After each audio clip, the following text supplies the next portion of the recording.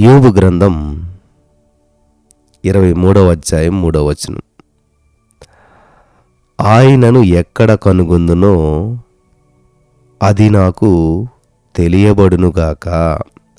స్తోత్రం దేవా, ఈరోజు యొక్క వాక్యపు వెలుగులో మమ్మల్ని నడిపించి బలపరిచి కృప చూపించి ఆధ్యాత్మిక లోతులకు మమ్మల్ని నడిపిస్తున్నందుకు వందనం చెల్లిస్తూ యేసు క్రీస్తు నామములో ప్రార్థించి నమ్మి పొందుకుని ఉన్నాం తండ్రి, ఆమెన్. హల్లెలూయా. పిల్లలు, ఇక్కడ గమనించదగ్గ విషయం, దేవుణ్ణి ఎక్కడ కనుగొనగలుగుతాం మనం. ఇది ఈరోజు మనం ధ్యానం చేసుకోబోతున్నటువంటి అంశం. అందుకని యోబు అంటున్నాడు 23:3లో, ఆయనను ఎక్కడ కనుగొందునో అది నాకు తెలియబడునుగాక.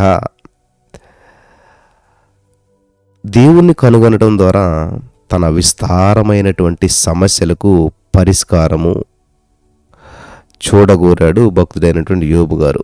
నేను దేవుణ్ణి కనుగొంటే నాకున్న విస్తారమైన సమస్యలకు పరిష్కారం చూడగలుగుతాను నేను అనే ఆశతోటి యోబు గారు ఉన్నాడు.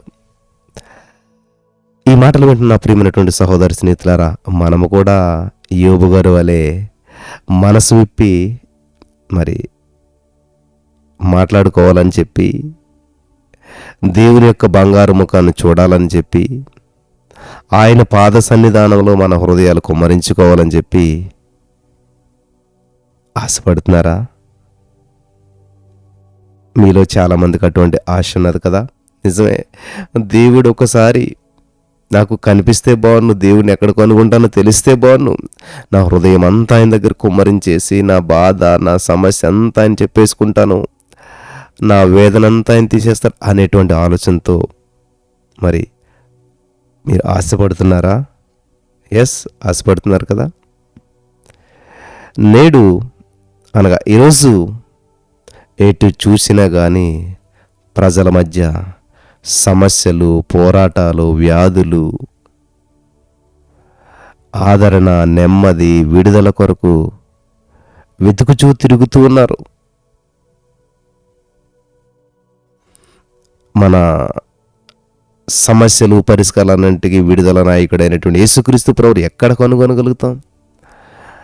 మనం అనుభవిస్తున్న ప్రతి సమస్యకు పరిష్కారం ప్రభు దగ్గర ఉన్నది. అటువంటి ప్రభు అయిన యేసుక్రీస్తు ప్రభు అయినటువంటి నాయకుడైనటువంటి యేసయ్యను మనం ఎక్కడ కనుగొనగలుగుతాము? మన దేశ ప్రజలకు సృష్టికర్త ఎవరు? వెదక వచ్చిన రక్షకుడు ఎవరు? ప్రాణాన్ని దారపోసి ప్రాణ క్రయధనము చెల్లించినది ఎవరు? చక్కగా నడిపించేటువంటి మంచి కాపరెవరు అని తెలియదు. దేవుణ్ణి వెతుక్కుంటూ పుణ్యస్థలాలకు పరిగెడుతూ ఉన్నాం.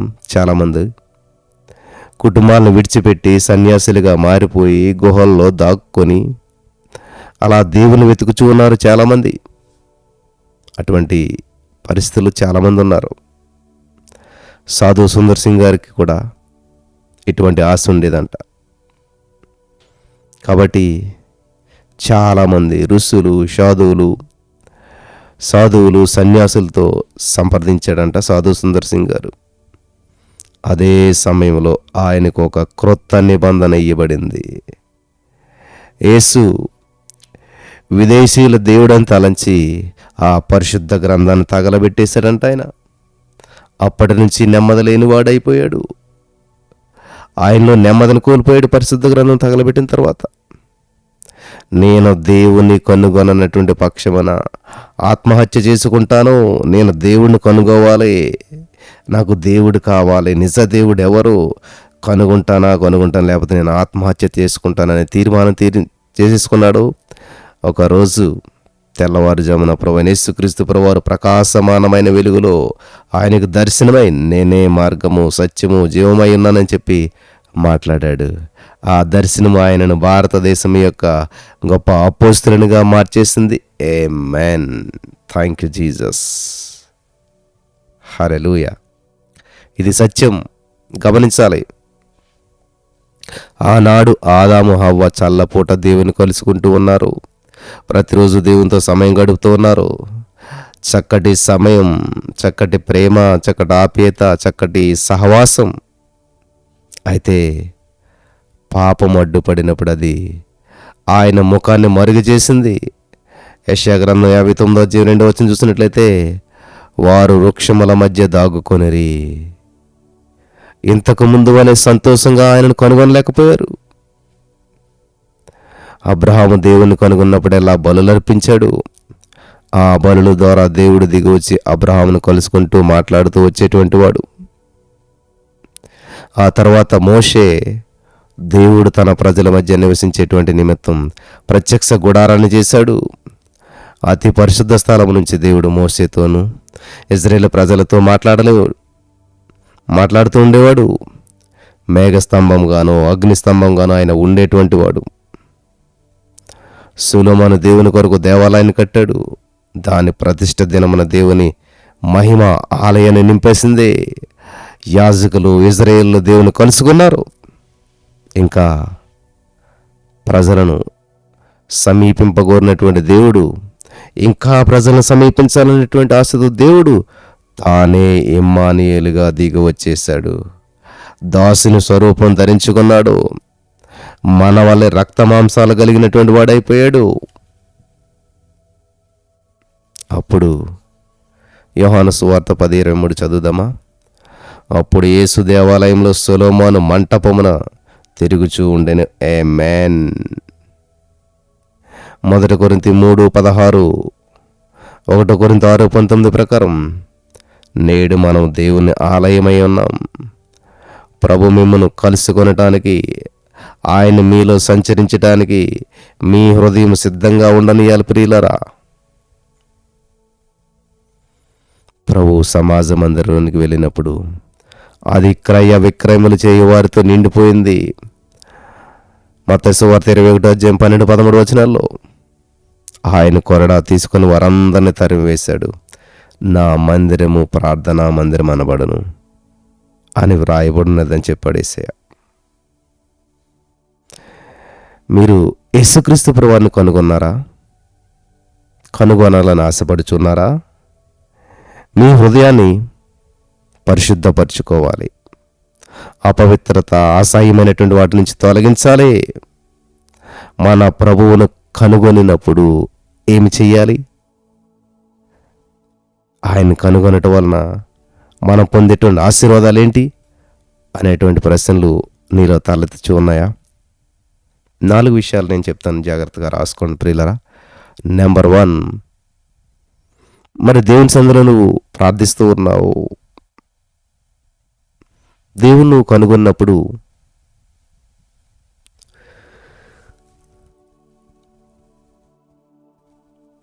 మొట్టమొదట చేయవలసిన పని స్తుతించాలి. ఆమేన్. మర్చిపోకుండా ప్రియులారా, ఎప్పుడైనా సరే స్తుతి ఫస్ట్, ప్రథమ స్థానం స్తుతిదే. దేవుణ్ణి కనుగొన్నప్పుడైనా, నీ జీవితం ప్రారంభించినప్పుడైనా, ఎక్కడికి వెళ్ళినా, ఏం చేసినా, ఏది ఏమైనా ఫైనల్కి చివరికి తేలేది ఏంటంటే మొట్టమొదట చేయవలసింది స్తుతించాలి. దేవుణ్ణి కనుగొన్నప్పుడు స్తుతించండి. మీ జీవితం ఎడల ఆయనకు ఒక ప్రణాళిక కలదు, ఒక ప్రణాళిక ఉంది. యెషయా 43:21 చూసినట్లయితే, నా నిమిత్తము నేను నిర్మించిన జనులు నా స్తోత్రమును ప్రచురము చేయుదురు. ఆమేన్. దేవుని యొక్క ఉద్దేశము మనము స్తోత్రం చేయటం, స్తుతించటం. కీర్తనల 34:1 చూసినట్లయితే, నేనెల్లప్పుడూ యెహోవాను సన్నుతించెదను, నిత్యము ఆయన కీర్తి నా నోట ఉండును. ఆమేన్. హల్లెలూయా. In the name of Jesus. Thank you Jesus. Thank you Jesus. Thank you lord. హల్లెలూయా. దేవునికి మహిమ కలుగును గాక. God is good all the time. దేవుడు అన్ని వేళలా మంచివాడై ఉన్నాడు. దేవునికి మహిమ కలుగును గాక. కాబట్టి ఈ సమయంలో నా ప్రియమైనటువంటి సహోదరి, స్నేహితులారా, ప్రభువును కనుగొనేటువంటి నిమిత్తం ఆరాధించినప్పుడల్లా ఆయన ప్రేమతో నింపబడాలి ప్రియులారా. ఆయన చేసిన లెక్క, ఆయన చేసినటువంటి మరి ఆ, ఎన్ని చేశాడు మేలు మనకి? లెక్క పెడతారా? లెక్క పెట్టలేం. కాబట్టి ఆయన చేసిన లెక్కించలేనటువంటి మేళ్ళు తలుచుకుంటూ వాటన్నిటిని బట్టి దేవుని స్తుతించాలి. దేవుడు మన జీవితంలో ఎన్నో ఎన్నో మేలు చేశాడు. వాటన్నిటిని తలుచుకుంటూ స్తుతించాలి. థ్యాంక్ యూ జీసస్, వందనాలేసయ్యా, హల్లెలూయా. స్తుతించాలి, దేవుని స్తుతించాలి. In the name of Jesus. Israel దేవుడు ఫరో బానిసత్వం నుంచి ఎందు నిమిత్తం విమోచించాడు? కేవలం వారు దేవుని ఆరాధించటానికి, తనకు ఇష్టమైనటువంటి బలులు చెల్లించడానికి మాత్రమే. వింటున్నారా? దేవుని ఆరాధించడం కొరకు విడిపించాడు. ఆమేన్. నెహెమ్యా గ్రంథం 12:27 మనం చదివినట్లయితే, నెహెమ్యా, ఎజ్రా అనేటువంటి వారు ఆ దేవాలయాన్ని కట్టినప్పుడు అక్కడ స్తుతి పాటలు పాడటానికి కొందరు వంతులు చెప్పున నిర్ణయించబడ్డారు. స్తోత్ర గీతాలతోనూ పాటలతోనూ స్వరమండల సితార ఆ తాళములతో సంతోషంగా ప్రతిష్ఠిత జరిపారని అక్కడ దేవుని వాక్యం సెలవిస్తూ ఉంది. స్తుతి స్తోత్రాలు ఒక పక్షి యొక్క 2 రెక్కలతో సమానం. స్తుతి స్తోత్రాలతో ఆరాధిస్తూ ఉన్నప్పుడు ఉన్నత స్థలాల్లో మనం ఆయనతో కూడా సంచరిస్తూ ఉంటాం. ఆమేన్. అటువంటి సమయంలోనే ప్రభువు తన బిడ్డలను ఆత్మవశులుగా చేస్తూ ఉన్నాడు. ఆమేన్. In the name of Jesus, holy spirit of God. ప్రభు పాదాలను చూసిన తర్వాత మరియా హృదయం దేవుని యొక్క ప్రేమతో ఉప్పొంగిపోయిందంటండి. దేవుని యొక్క పాదాలని కన్నీటితో తడిపేసింది. మానకు ముద్దు పెట్టుకుంటూ ఉన్నది, అత్తరు పోస్తూ ఉన్నది, తన తల వెంట్రుకలతో తుడిచేస్తూ ఉన్నది. నోరు మాట్లాడలేదు, హృదయం ఉప్పొంగుతూ ఉంది. ఎంత చక్కటి ఆరాధన అండి! వింటున్నారా? ఈ యొక్క ఆరాధన మనం గమనించాలి. ఇక్కడ నోరు మాట్లాడతలేదు కానీ ఆరాధన చేస్తూ ఉంది. నోరు మెదపట్లేదు కానీ దేవుని యొక్క ఆరాధన ఏ విధంగా చేస్తుంది? హృదయం ఉప్పొంగిపోతుంది. మన దేవుడు హృదయాన్ని చూసే దేవుడు. నోటితో ఒక్క మాట పలకుండా దేవుని ఆరాధన చేస్తూ ఉంది. ఈమె మానక ముద్దు పెట్టుకుంటూ ఉందంట, కన్నీటితో తడుపుతూ ఉందంట, పాదాలు అత్తరు పోస్తూ ఉంది, తల వెంట్రుకలతో తుడుస్తుంది. నోరు మాత్రం మాట్లాడలేదు కానీ హృదయం మాత్రం ఉప్పొంగిపోతూ ఉంది. ఎంత చక్కటి ఆరాధన! ప్రభుని ఎలా స్తుతించాలి? బాల్యం నుంచి కూడా ప్రభువు నీ ఎడల చూపిన ప్రేమను తలంచి చూడండి ప్రియులారా. చిన్నతనం నుంచి దేవుడిని పట్ల ఎటువంటి ప్రణాళికలు సిద్ధం చేశాడు ఒక్కసారి గుర్తు చేసుకోండి. తినుటకు ఆహారము, ధరించుటకు బట్టలు, నివసించడానికి గృహము యావత్తు కూడా ఇచ్చాడు. అవి ఇవ్వటం మాత్రమే కాకుండా ఆయన ఇచ్చిన రక్షణ, దైవికమైనటువంటి సమాధానము, విశ్రాంతి, నిత్యజీవము, ఇవన్నిటిని బట్టి దేవుని స్తుతించాలి. ఆమేన్. ఇవన్నిటిని బట్టి దేవుని స్తుతించాలి.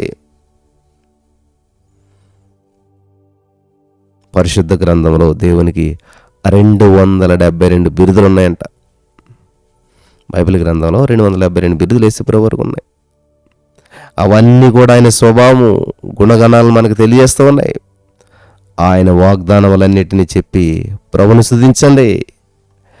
బైబిల్ గ్రంథాన్ని చదివి పరిశుద్ధులందరినీ ఆయన ఎలాగూ నడిపించాడో, ఎటువంటి అద్భుతాలు చేశాడో, ఎటువంటి వాగ్దానాలు ఇచ్చాడో వాటన్నిటిని ధ్యానించి ఆయన స్తుతించాలి.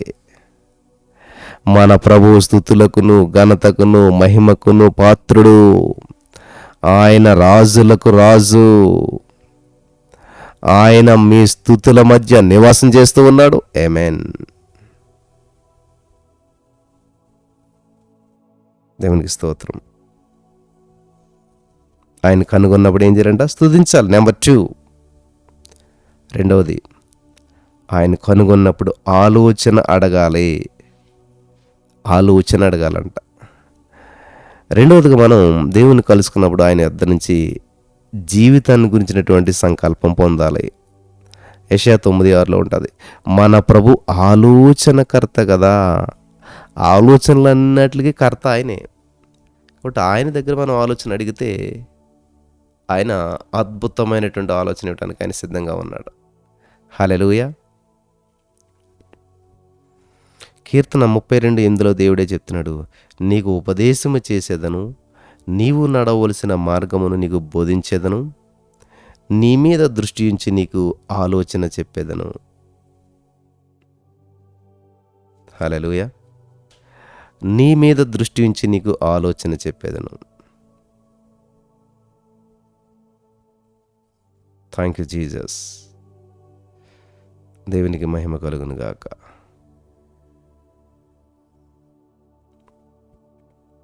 సామెతలు 11:14 మనం చూసినట్లయితే, మనము జ్ఞానములో కొదువుగా ఉన్నాము, మన పరిమితమైనటువంటి జ్ఞానంతో తీర్మానించటం కన్నా కొందరి సలహా అడిగి తీర్మానించుట ఎంతో శ్రేష్టము. సామెతలు 11:14 చూసినట్లయితే, ఆలోచనకర్తలు అనేకులుండుట రక్షణకరము. ఆమేన్. పాత నిబంధన కాలంలో చాలామంది ఆలోచనకర్తలు ఉన్నారు. మోసేకు ఆలోచన ఇవ్వటానికి అతని మామ ఉన్నాడు. నిర్గమంగా 18:19. బాలాకు అనే రాజు, ఆ రాజుగారికి ఆలోచన చెప్పడానికి బిలాము ఉన్నాడు. సంఖ్యాకాండం 31:16. ఆ ప్రకారమే ఇజ్రాయేలు రాజులకు ఆలోచన చెప్పడానికి అహితోపేలు ఉన్నాడు. 2 సమూయేలు 16:13.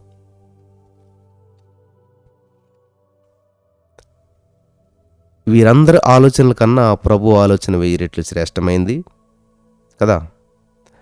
ఆయనకు భవిష్యత్తు కాలము నిత్యత్వం కూడా తెలుసు కాబట్టి కీర్తన 33:11 ప్రకారం యెహోవా ఆలోచన సదాకాలం నిలుస్తుంది. ఆమేన్. ఈ సత్యం తెలుసుకున్నవారు ఆలోచనకర్త అయిన దేవుని దగ్గరే ఆలోచన అడుగుతారు. ఈ సత్యం తెలియనటువంటి వారు ఏం చేస్తారంటే ఆందోళనలో పడుతూ ఉంటారు. ఎవరు సలహా తీసుకోవాలి, ఎవరిని అడగదారా అనేటువంటి భ్రమలో జీవిస్తూ ఉంటుంటారు. వింటున్నారా? ప్రభువుని కనుగొన్నప్పుడల్లా, దేవా నాతో మాట్లాడుతున్నందుకు వందనాలు, నీ మార్గం నాకు బోధిస్తున్నందుకు వందనాలు, నీ ఆలోచన నాకు ఇస్తున్నందుకు నీకు వందనాలు అని మనల్ని మనం తగ్గించుకుని దేవునికి కృతజ్ఞతలు చెప్తూ ఉండాలి. చాలామంది అహంకారులైపోయి తమ సొంత జ్ఞానాన్ని, తెలివిని ఉపయోగించి వారికి ఉన్న జ్ఞానాన్ని మీద ఆధారపడిపోయి ఉన్నారు. యెషయా 55:9 మీరు చదివినట్లయితే, ఒకని ఎదుట సరైనదిగా కనబడు మార్గము కలదు, అయితే తుదకది మరణమునకు త్రోవ చూపును, మరణానికి త్రోవ తీయును అని బైబిల్ మనకు హెచ్చరిస్తూ ఉంది. దేవుని మార్గం ఎత్తైనది. ప్రభువు తన యొక్క ఆలోచనని కొన్నిసార్లు పాటల ద్వారా దయచేస్తూ ఉంటాడు, కొందరి ప్రార్థన ద్వారా తెలియజేస్తూ ఉంటుంటాడు, లేఖనాల ద్వారా అందించవచ్చు, వింటున్నటువంటి ప్రసంగం ద్వారా మాట్లాడవచ్చు. కాబట్టి దేవుని సన్నిధానంలోనికి వచ్చినప్పుడల్లా కూడా ప్రభువు నాతో మాట్లాడాలని ఎదురు చూస్తూ ఉన్నాను నేను. ఆమేన్. ప్రభువా నాతో మాట్లాడుతున్నందుకు వందనాలు అని ఆశతో దేవుని సన్నిధికి రావాలి. ప్రభు ఎవరి ద్వారానే మాట్లాడతాడు. బిలాముతో గాడి ద్వారా మాట్లాడాడు. యేసుక్రీస్తును ఎరగనని చెప్పినటువంటి పేతురుతో కోడి ద్వారా మాట్లాడాడు. వృద్ధుడైనటువంటి ప్రధాన యాజకుడైనటువంటి ఏలీతో చిన్న సమూయేలు ద్వారా మాట్లాడాడు. వింటున్నారా?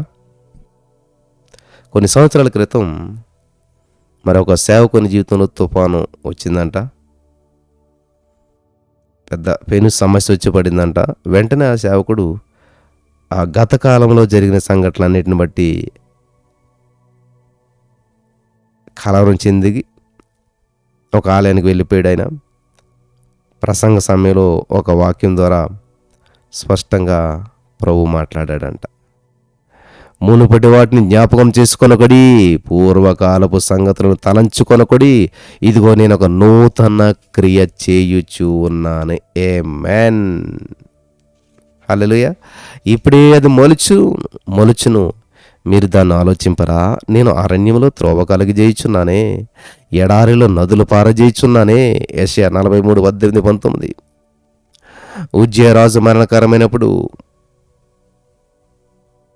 ఇక ఇజ్రాయేలీల రాజుగా దేవుడు ఎవరిని లేపునా అని చెప్పి భారంతో దేవుని కనుగొనటానికి యెషయా దేవాలయానికి వచ్చాడు. అక్కడ చక్కటి దర్శనం ద్వారా దేవుడు యెషయాతో మాట్లాడాడు. యెషయా 9:1-6 వరకు ప్రభు ఆలోచన చెప్పడానికి సిద్ధంగా ఉన్నాడు.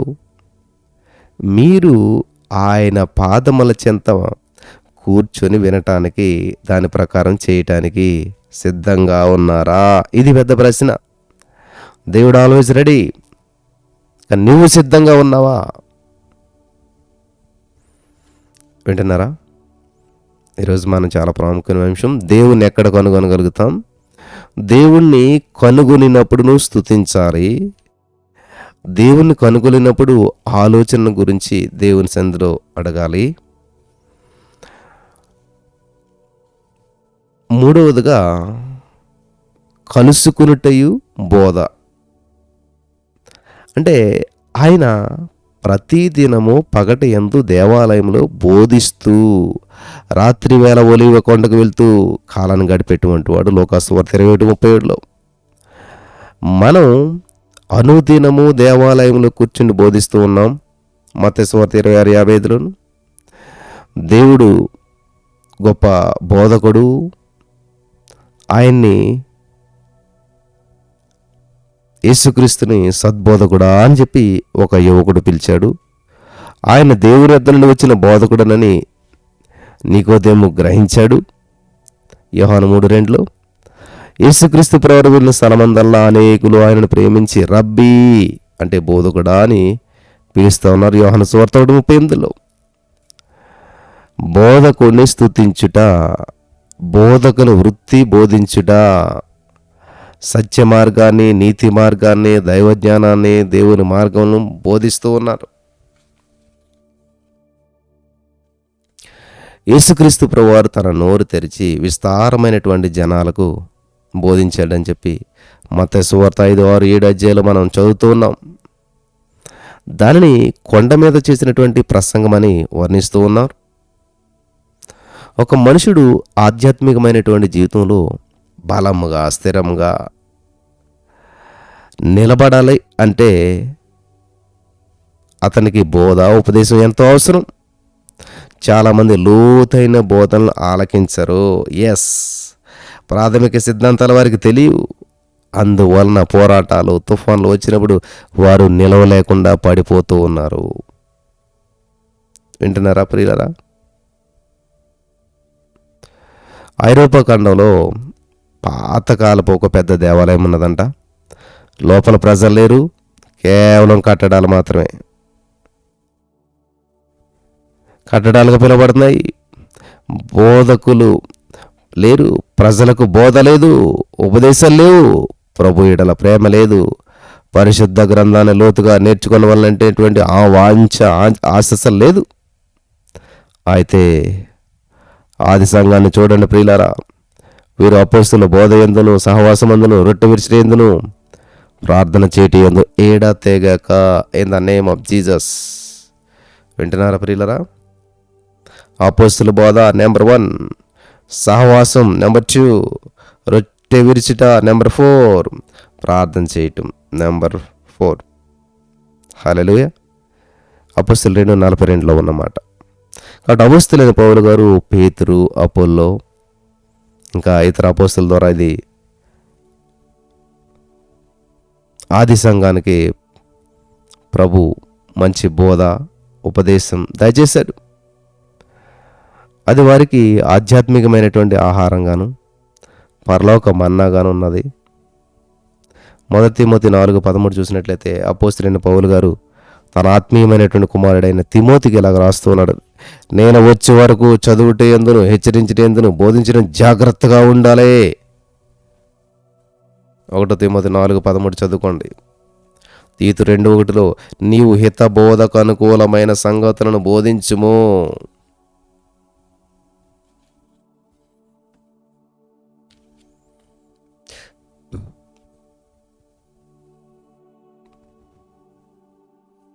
హల్లెలూయా. నెక్స్ట్ 4వ విషయంగా మనం చూసినట్లయితే కనుగొనటం వలన కలిగేటువంటి మేలు. నీ ఆవరణంలో నివసించినట్లు నీవు ఏర్పరచుకొని చేర్చుకునేవాడు ధన్యుడు. నీ పరిశుద్ధాలయం చేత, నీ మందిరములోని మేలు చేత మేము తృప్తి పొందేదము అని కీర్తన 65:4 ఉన్న మాటను మనం ధ్యానిస్తూ ఉన్నాం. కనుగొనటం వలన కలిగేటువంటి మేలేంటో చూస్తూ ఉన్నాం. కీర్తన 34:8 ప్రభువును కనుగొనినప్పుడు ఆయన పరిపూర్ణత వలన మనం సంతృప్తి చెందాలి. ఆయన మేళ్లను రుచించి ఆనందించాలి. అవును, యెహోవా ఉత్తముడని రుచి చూసి తెలుసుకోమని 34 కీర్తన 8 మనం చూస్తూ ఉన్నాం. యోబు 9:10 చూసినట్లయితే దేవుని యొద్ద విస్తారమైన ఆశీర్వాదాలు, మేళ్ళు, కృపలు ఉన్నాయి. ఎవడో తెలుసుకొనలేనటువంటి మహత్తైనటువంటి కార్యాలను, లెక్కలేనటువంటి అద్భుత క్రియలను ఆయన చేస్తూ ఉన్నాడు. దేవుని కనుగొనడానికి ఆయన వద్దకు వచ్చినప్పుడు సేవకులు ఆశీర్వదిస్తూ ఉన్నారు. హల్లెలూయా. యెహోవా నిన్ను ఆశీర్వదించి నిన్ను కాపాడునుగాక. యెహోవా నీకు తన సన్నిధిని ప్రకాశింపజేసి నిన్ను కరుణించునుగాక. యెహోవా నీ మీద తన సన్నిధి కాంతి ఉదయింపజేసి నీకు సమాధానము కలుగజేయునుగాక. సంఖ్యాకాండం 6:24-25-26 ఆరాధన అంతములో ప్రభువైన యేసుక్రీస్తు కృప, దేవుని ప్రేమయు పరిశుద్ధాత్మ సహవాసం మీకు అందరికీ తోడైండునుగాక అని చెప్పి ఆశీర్వదించుచూ ఉన్నారు. 2 కొరింథీ 13:14 ప్రభువును కలుసుకున్నప్పుడల్లా మన దుఃఖము సంతోషంగా మార్చబడుచున్నది. మారా యొక్క చేదైన అనుభవం మధురంగా మార్చబడుతున్నది. మన కన్నీరు ఆనంద నాట్యంగా మార్చబడుతున్నది. మన శాపాలు తొలగిపోయి దేవుని యొక్క కృప విస్తరిస్తూ ఉన్నది. అంతేకాదు ప్రియులారా, మనం అక్కడ ప్రభువుకు చెల్లించవలసినటువంటి మొక్కుబడులను, దశంభాగాలను చెల్లిస్తూ ఉన్నాం. అలా చెల్లించినప్పుడు ఆకాశ వాకింటను విప్పి పట్టజాలనంత ఆశీర్వాదాలు కుమ్మరిస్తూ ఉన్నాడు. మలాకి 3:10 ఆయన 1000 రెట్లు ఎక్కువ చేసి ఆశీర్వదిస్తాడు. ద్వితీయోపదేశకాండం 1:11 ప్రకారం, ఫిలిప్పీ 4:19 ప్రకారం తన మహిమైశ్వర్యం చెప్పిన ప్రభు మన అక్రతలన్నీ తీరుస్తూ ఉన్నాడు. మనం ఎంతగానో సంతోషిస్తూ ఉన్నాం. ఆమేన్. చివరిగా 5వ పాయింట్ ఏంటంటే కలుసుకొనుటయు సమస్యల పరిష్కారము. దేవుణ్ణి మరి మనం ఎప్పుడైతే కనుగొంటామో ఇవి చేయాలి. సంఖ్యాకాండం 25:22 అక్కడ నేను నిన్ను కలుసుకొని కరుణాపీఠ మీద నుండి, శాసనములు గల మందసం మీద నుండి, 2 కెమెరాల మధ్య నుండి, కెమెరాలు కాదు కెరూబులు, 2 కెరూబుల మధ్య నుండి నేను ఇజ్రాయేలు నిమిత్తము మీకు ఆజ్ఞాపించు సమస్తమును మీకు తెలియజెప్పేదను. ఇప్పుడు మనకి కెమెరాలు ఉంటాయి 2 పక్కన, కానీ కెరూబులు లేవు. కానీ ప్రభు కెరూబుల మధ్య ఉన్నాడు. ప్రభు మనల్ని కలుసుకున్నప్పుడు మన సమస్యలకు పరిష్కారం కలుగుచున్నది. స్వతంత్రించుకోగలుగుతున్నాం. మన అక్కర్లు తీర్చబడిపోయాయి. కాబట్టి అన్ని విధముల పోరాటాలకు అంతం కలిగిపోయింది. అబ్రహాముకు ఒక సమస్య ఉండేటువంటిది, అది సంతానలేమి సమస్య. ప్రభువు కలుసుకున్నప్పుడు ఆకాశ నక్షత్రాలను చూపించాడు. మీ సంతతి ఇలాగు ఉండును అని మాట్లాడాడు. ఆ ప్రకారమే ఇస్సాకును దయచేశాడు. ఆదికాండం 15:10 చూడొచ్చు. హన్నాకు బిడ్డలేని సమస్య ఉన్నది. ఆమె సవితి ఆమెను నొప్పించే మాటలు మాట్లాడుతూ ఉంది. దేవుని కనుగొనవలనేటువంటి వాంఛ హన్నా గారికి కూడా మనసులో దృఢంగా ఉంది. దేవాలయానికి వచ్చింది. అక్కడ తన హృదయం అంతటిని కూడా కుమ్మరించింది, ప్రార్థిస్తూ ఉన్నది. దేవుడు ఆశీర్వదించబడినటువంటి సమయాలను ఇవ్వటం మాత్రమే కాకుండా ఇంకా 5 బిడ్డలను కూడా దేవుడిచ్చాడు, ఆశీర్వాదకరంగా చేశాడు. నేడు నీ జీవితంలో సమస్యల, పోరాటాల, ప్రభువైన యేసుక్రీస్తు ప్రభువారి వైపు పరిగెత్తుకుని రావాలి. ఆయనకి మీకు మధ్య ఉన్నటువంటి అడ్డంకులు అన్నీ తొలగించబడిపోవాలి. వాటిని తొలగించి పట్టుదలతో ఆయన కనుగోవాలి. ఒకసారి ప్రభువును కనుగొనడానికి 18 సంవత్సరాల నుంచి నడుము వంగిపోయినటువంటి స్త్రీ దేవాలయానికి వచ్చింది. యేసుక్రీస్తు ప్రభువారు కనికరబడి తన చేతులుంచగా ఆమె చక్కగా నిలబడే దేవుని మహిమపరిచింది. ఆ ప్రకారమే ఎండిన చేతులతో వచ్చినటువంటి వ్యక్తి యేసుని కలుసుకుని అద్భుతాలను పొందగోరాడు. నీవు ఆయన కనుగొనదవా? కీర్తన 122:1 యెహోవా మందిరమునకు వెళ్ళదమని జనులు నాతో అనినప్పుడు నేను సంతోషించితిని. ఆమేన్. హల్లెలూయా. ఈరోజు చాలా అద్భుతమైన అమూల్యమైన విషయాలు మనకి దేవుడు తెలియజేశాడు. దేవుని ఎక్కడ కనుగొనగలుగుతాము? ఒకవేళ దేవుణ్ణి కనుగొని కళా దర్శనం ద్వారా కనుగొంటే వెంటనే మొట్టమొదటి పని దేవుణ్ణి స్తుతించాలి. నెంబర్ 2, కనుగొనినప్పుడు ఆలోచన అడగాలి ఒకసారి. నెంబర్ 3, కలుసుకొనుట బోధ. ఏ బోధ వింటున్నామో దాన్ని బట్టి అర్థమవుతుంది. కనుగొనుట వలన కలిగేటువంటి మేలు, కలుసుకొనుట సమస్యల పరిష్కారాన్ని.